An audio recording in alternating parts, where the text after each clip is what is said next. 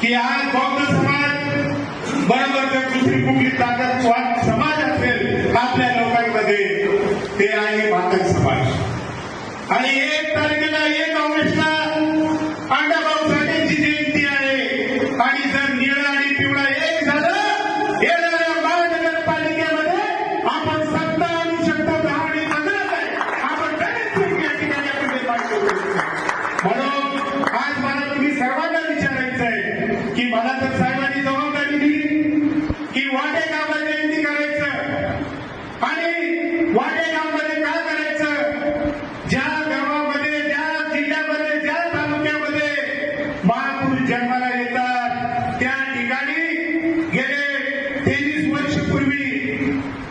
वर्षापूर्वी मान्यवर साहेबांनी त्या ठिकाणी अण्णाभाऊला घर बांधून त्या ठिकाणी जयंती सादर करण्याचं काम केलं होतं.